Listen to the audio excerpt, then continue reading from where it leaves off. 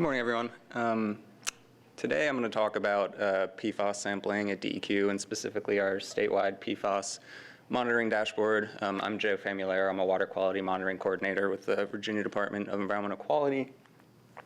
I'm going to begin with an overview of PFAS, what are PFAS, some background information, the history of PFAS. I'll talk about DEQ's sampling programs and tie that into our statewide monitoring dashboard. So what are PFAS? PFAS is an acronym that stands for per and polyfluoroalkyl alkyl substances. It's a group of over 4,000 distinct chemical compounds, about 300 of which are commercially relevant, meaning they're commonly used in manufacturing. They were first discovered in the late 1930s and weren't commercially used until around the 1940s. They are used because they're effective at repelling oil, grease, and water.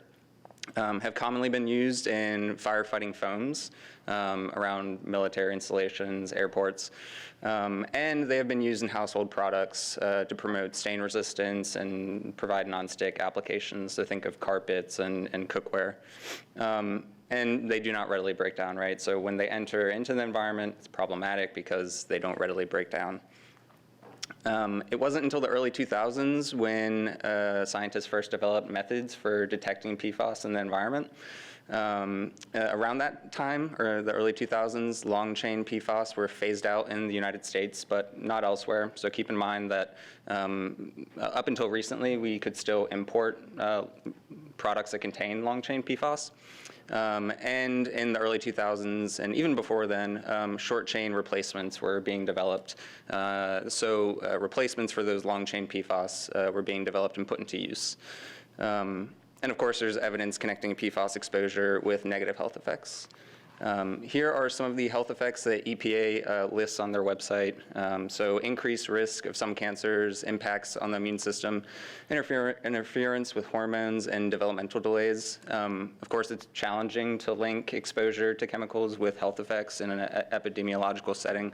But there's been sufficient evidence and a number of studies that have provided a link between exposure to PFAS and these health effects. I also want to point out that aquatic life can be impacted by PFAS as well at relatively higher concentrations. So humans can have health effects when exposed to PFAS at a certain exposure level. At relatively higher exposure levels, aquatic life has the potential to be impacted as well.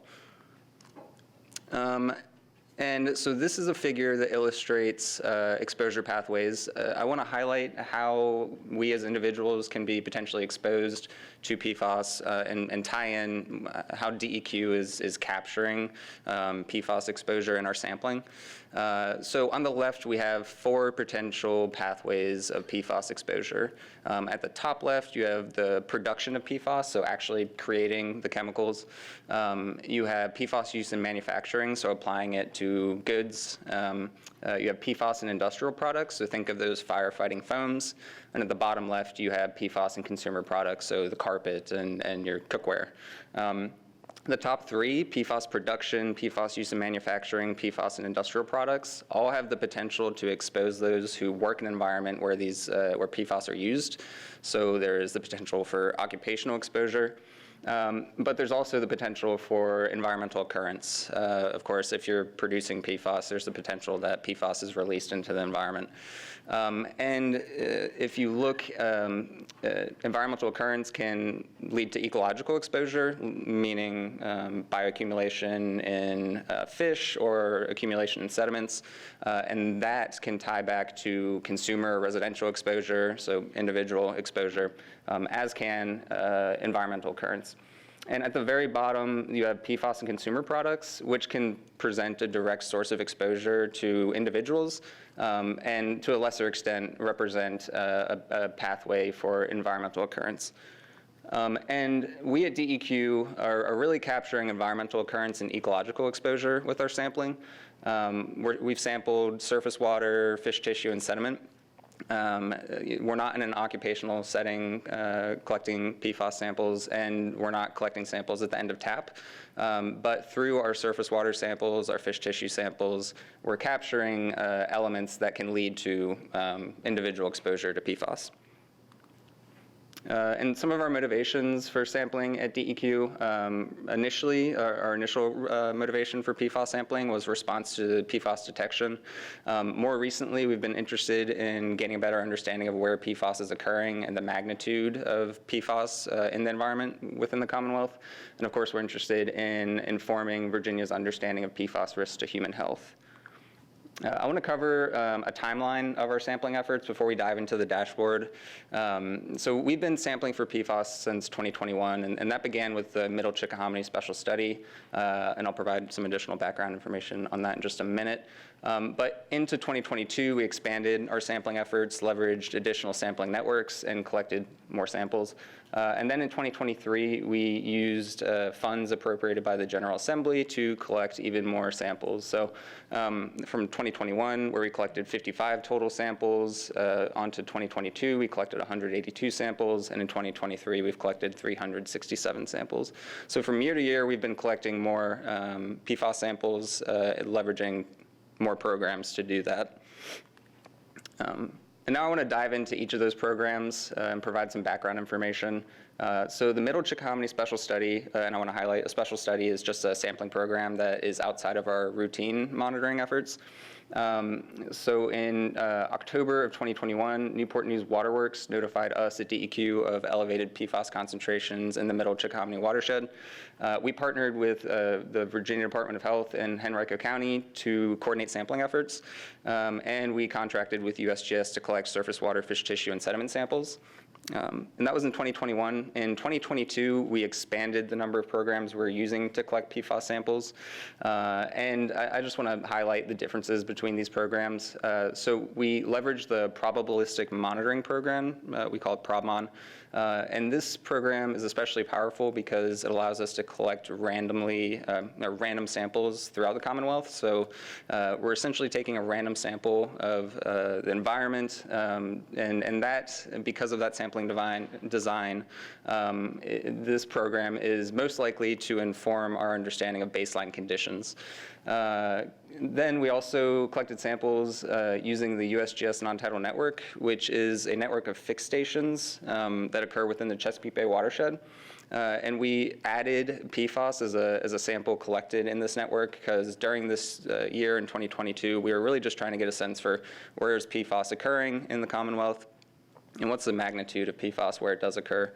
And that's why we also targeted certain locations. So we had an idea of where we might be expected to detect PFAS. We targeted those locations to give us a better idea of where or what the magnitude of PFAS concentrations might be in areas where we expect to find PFAS.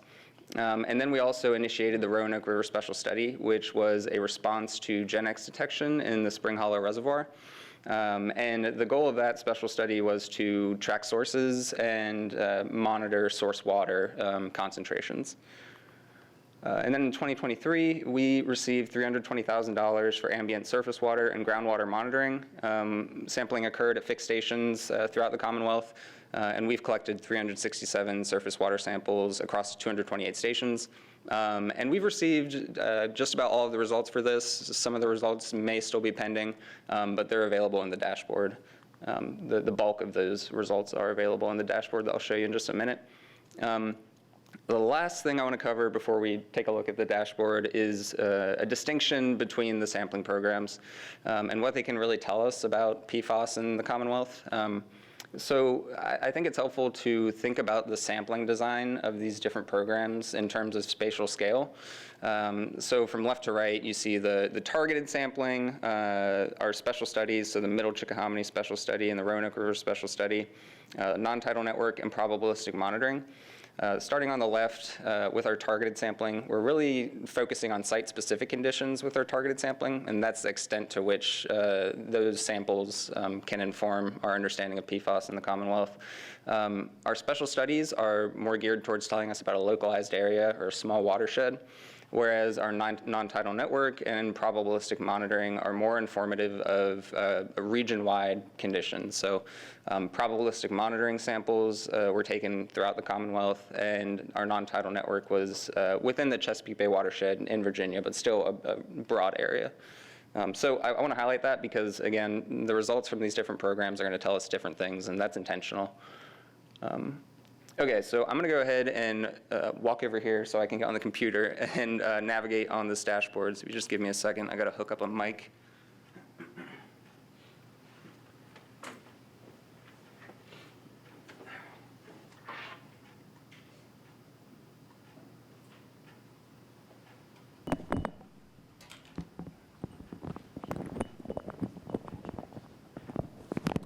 Okay, can y'all hear me? Never used one of these, so. All right. So we are on the DEQ website right now, and I want to show you how to navigate to the dashboard. If you go to topics of interest, and then per and polyfluoroalkyl substances, PFAS, and click here. And this is our page that contains all the DEQ's information regarding PFAS. That's the dashboard. There's some additional information down here. And so you can navigate the dashboard in the web page. I'm going to go ahead and click to go to a full screen version, give us a little more room to work with. Looks like it's good up there. Okay, so you're initially presented with the landing page, and that's intentional. This landing page, its purpose is to provide a statewide overview of PFAS sampling results. You see points being displayed in a darker blue and a lighter blue. Darker blue points indicate that PFAS has been detected at that station, whereas the light blue indicates that PFAS has not been detected.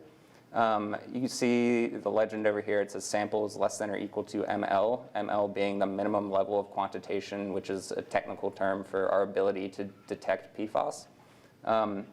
So just because a sample is this light blue color doesn't necessarily mean that PFAS isn't there, but it does mean that we have not detected it using our analytical methods. So this map, again, shows where PFAS has been detected versus where it has not.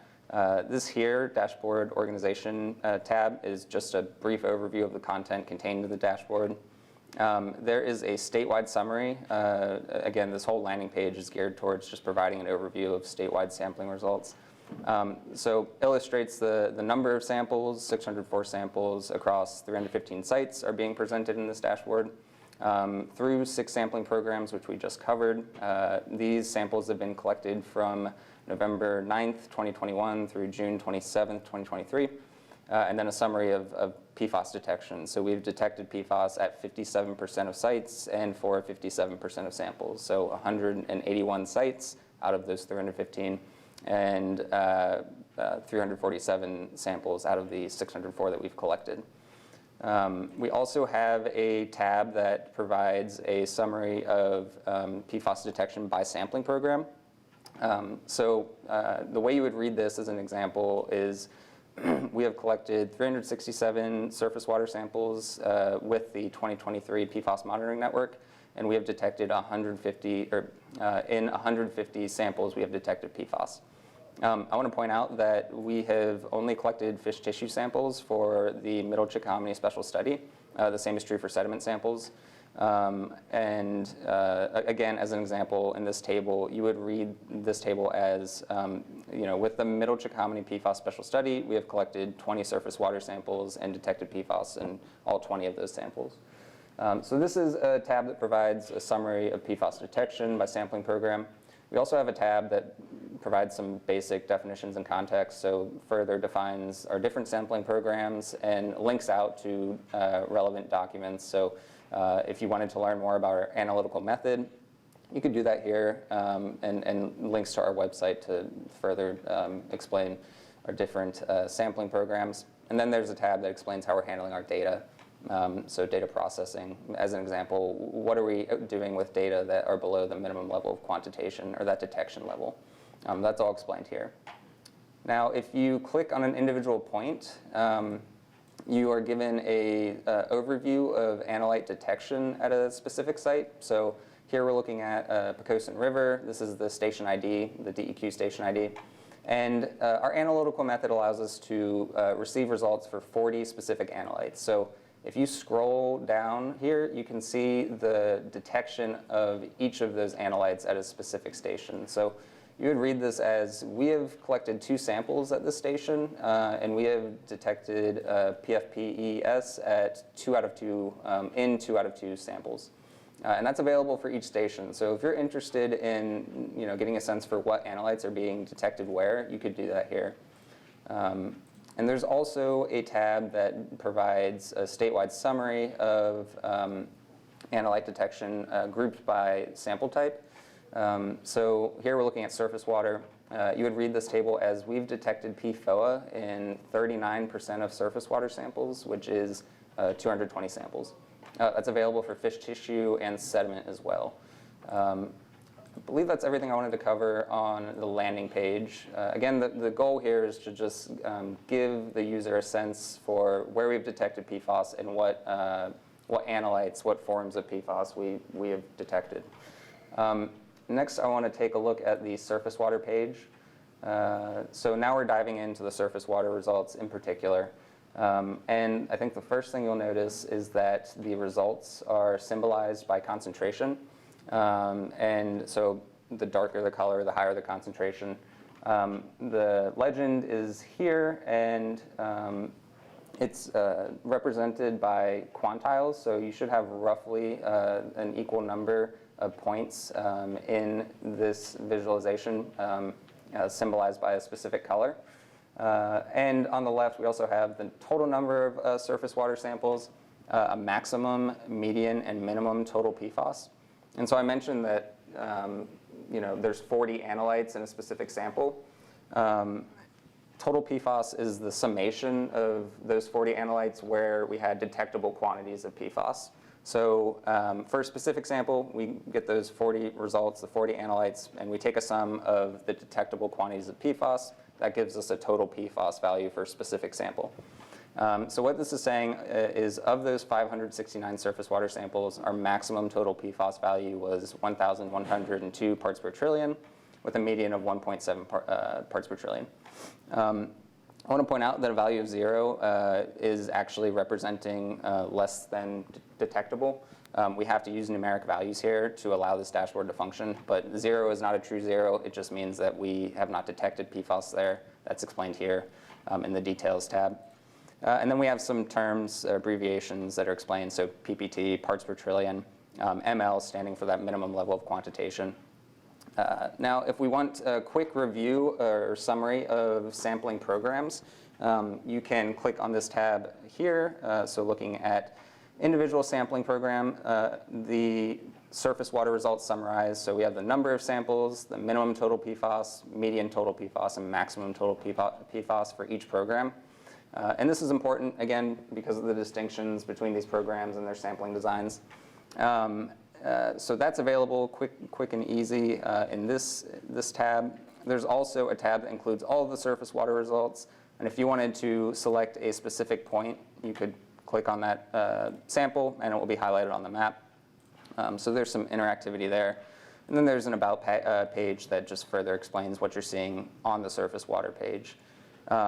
And if you click on the map itself, on specific points, we have site-specific summaries of results. So the way you would read this is at Dragon Swamp at Mascot, we have collected 5 samples. These samples were collected between February 22nd, 2022 and June 28th, 2022. And we provide a minimum, median, and maximum value for total PFAS, PFOA, PFOS, PFBS, and Gen X. We selected these 4 individual analytes out of the 40 or so that we have information for a given sample because EPA is focused on developing criteria and MCLs for these analytes. And then we provide that total PFAS value, which is a summation for a specific sample.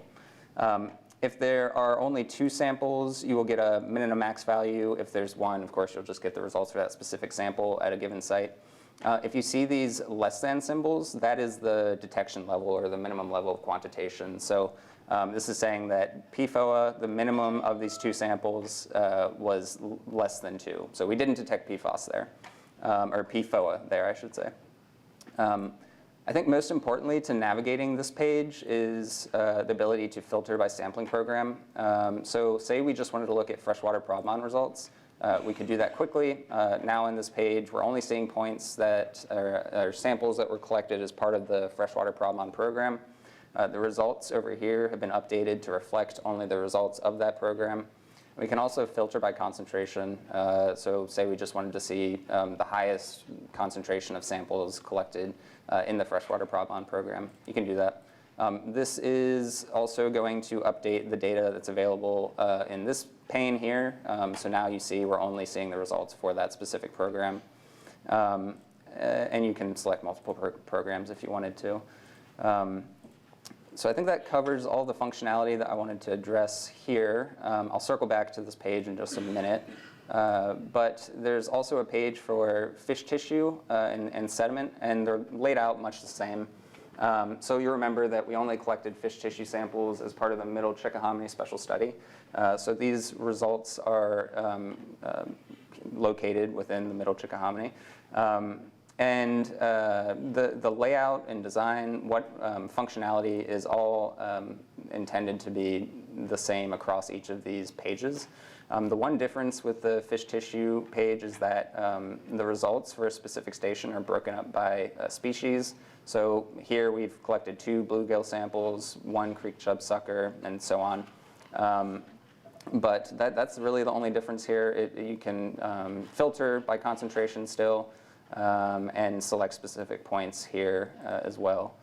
And then our sediment page, again, looks much the same. We've only collected 4 sediment samples, so not many, and these were also part of that Middle Chickahominy Special Study. Lastly, you can download and view raw data associated with this dashboard. So all of the raw data that make this dashboard possible are available here, and you can export them simply by going to this pane, clicking Export All, and export to CSV. I think that's everything I wanted to cover in the dashboard. I did want to circle back and just highlight differences between sampling programs before wrapping up. So right now we're looking at all of these sampling results for surface water samples within the Commonwealth. And I want to come back to the freshwater ProbMon program. So looking at the locations of these samples, you can see that they're really well distributed throughout the Commonwealth. Again, this program has a random sampling design and is more so than any other program going to be indicative of baseline conditions. The N is relatively small, so we only collected 36 samples as part of this program. And we have a maximum of 52 parts per trillion and a median of 0.4 parts per trillion. And let's compare that to our targeted samples, which are clustered around metropolitan areas. Again, this was intentional. We were trying to get a sense for the magnitude of PFAS concentration in areas where we expected to find PFAS. And you can see that maximum value is higher, median is also higher. And circling back to our special studies, remember I said they're representative of localized areas or small watersheds, and that's what you're seeing here. Samples collected within the Middle Chickahominy watershed and the Roanoke River. And lastly, the USGS Bay and On-Tidal Network clustered within the Chesapeake Bay watershed in Virginia. And I guess one more program I want to show is our 2023 PFAS monitoring network. If you remember the timeline, we've collected the most samples for PFAS this year, surface water samples. You can see that the points are really well distributed throughout the Commonwealth, and the median value with that higher number of samples is relatively lower. So I would encourage you, if you're interested in working with this dashboard, to think about the results through the lens of our different sampling programs. Of course, if you have any questions interacting with this dashboard, feel free to reach out to me. Happy to talk about how it was built, any questions about the data or the schema presented here, how the data are managed, any questions like that. I'm going to hop back over there and wrap up the presentation. Take this off 1 second.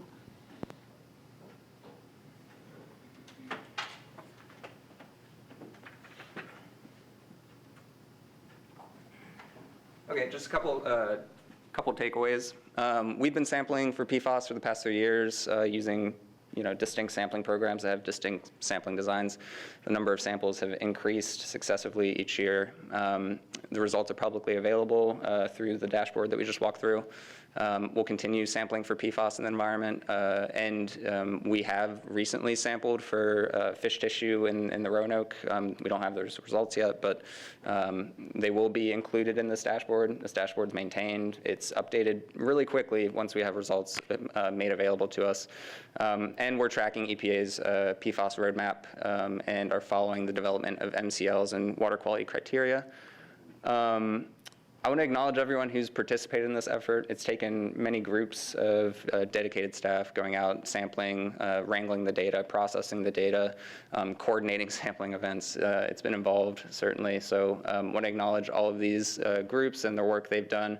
I also want to point out the Interstate Technology Regulatory Council. I borrowed some of their figures today. I think they have really great resources for this topic in general, and a website full of fact sheets. So I wanted to give them a shout out as well. And with that, I'll take questions. Do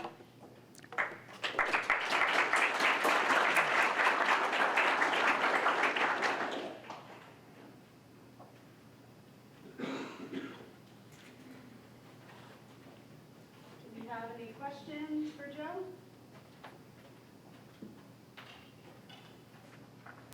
So you said the MCLs were in development. What range are we looking at would be like in the MCL? Is there any, do you have like a ballpark for? Yeah, EPA has published draft MCLs. They're not finalized yet, but the MCLs, I think they differ for each of the specific species of PFAS. I know they have one for PFO and PFOS, and I don't want to misspeak. I believe it was something like 0.4 parts per trillion, so relatively low. And the maximum contaminant level goals are, if I remember correctly, no detectable levels of PFAS. So quite low. Okay. Yeah. We have another question? Thank you. For the fish tissue sampling that took place, was the whole fish used for the analysis or just parts that might be used by subsistence fishers? Yeah, fillets, skin-on fillets. Come to you next. I was just wondering, how often are you collecting sampling at these data points? It differs for each program. So like our fix stations, we visit routinely at a regular interval, so that might be monthly, whereas our special studies had finite timelines, so those might be more intensive.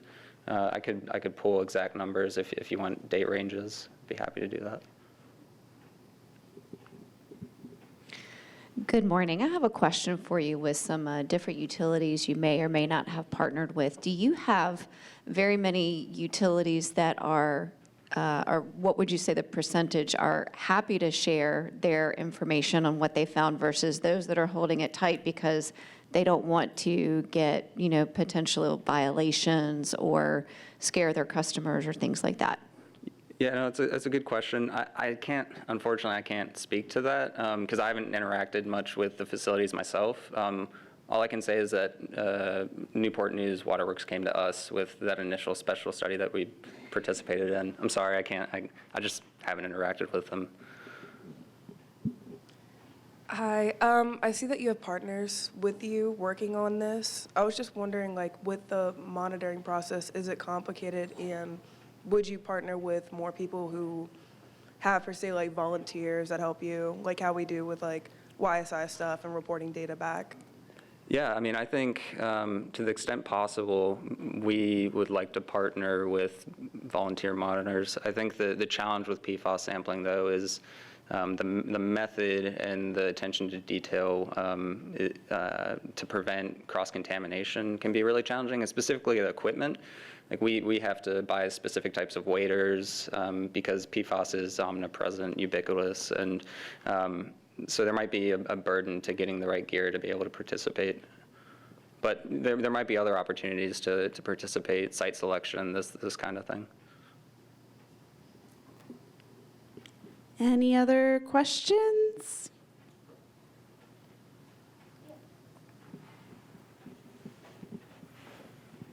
So what does monitoring look like in the future?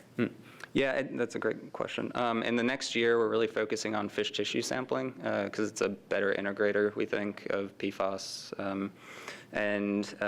We're working on, like I said, we just collected samples in the Roanoke and are just shipped those for analysis. So we'll be waiting on results for that. They'll be published to this dashboard, and we are planning on continuing to collect fish tissue more broadly throughout the state.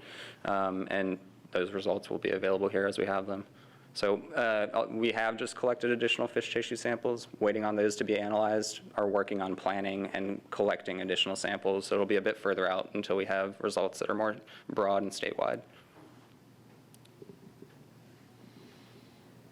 All right. If I was viewing the dashboard correctly, there's only like 4 or 5 soil samples Mhm. y'all did in Milchik-Hominy. Mhm. I guess, why so few? Yeah. Or is there a plan to do more soil sampling as well? Yeah, good question. Right now, there isn't a plan to do more. There were only a handful because this was the Middle Chickahominy Special Study was our first program where we sampled for PFAS, and we wanted to get a sense for accumulation throughout the environment, so surface water to sediment to fish tissue. We saw that. If you look, the concentrations increase from each media, so you do see that bioaccumulation. But right now, the cost is certainly a factor, and we think that moving forward, fish tissue is going to be probably the most effective way to monitor for PFAS, at least at this point in time. There's passive samplers that we're interested in as well that you leave out in the water column for a longer period of time. That might be an option moving forward, but we're focusing on fish tissue for the time being. Yeah. All right. Well, thank you, Joe. Thanks, everyone.